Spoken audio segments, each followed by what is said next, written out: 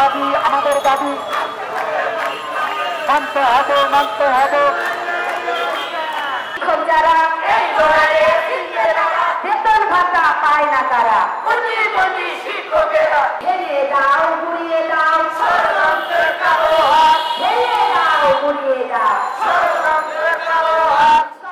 বলছি আপনার যে বয়স চাকরি শেষ করে এখন কবরে যাওয়ার জন্য আপনি 3 বোন ছিলেন, সেই মুহূর্তে আমাদের সন্তানেরা আমাদের ছাত্ররা আন্দোলন করে ফ্যাসিস্টকে সরানোর কারণেই আপনার মতো এরকম বয়োজ্যেষ্ঠ একজন ব্যক্তি আজকে শিক্ষা উপদেষ্টার পদে আপনি আসীন হয়েছেন।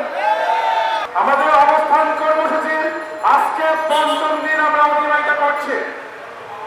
আপনারা জানেন দীর্ঘ ১৭ বছর ফ্যাসিস্ট সরকারের বৈষম্যের শিকার হয়েছে আমাদের ১৭৭২টি অতিরিক্ত প্রতিবন্ধী বিদ্যালয়। সেই বৈষম্যের শিকার হয়ে আজকে আমরা রাজপথে দাঁড়িয়েছি সেই বৈষম্যের প্রতিবাদ করার জন্য। সেই বৈষম্যের প্রতিবাদে আমরা আমাদের অবস্থান কর্মসূচি অব্যাহত রাখছি।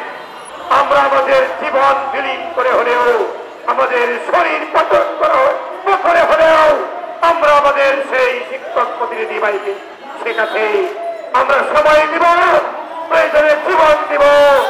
এদেশের শিক্ষা ব্যবস্থার উন্নয়নের জন্য, শিক্ষা জাতির মেরুদণ্ড, বাঙালি জাতি ধ্বংস হতে দেব না, বাঙালি জাতিকে নিরক্ষর হতে দিব না। জিততে কারা? প্রতিবন্ধী শিক্ষক যারা প্রতিবন্ধী শিক্ষেরে জেগেছে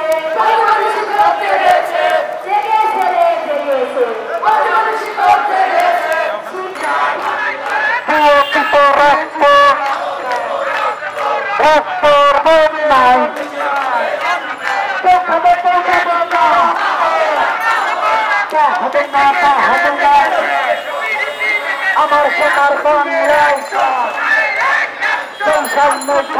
সংগ্রাম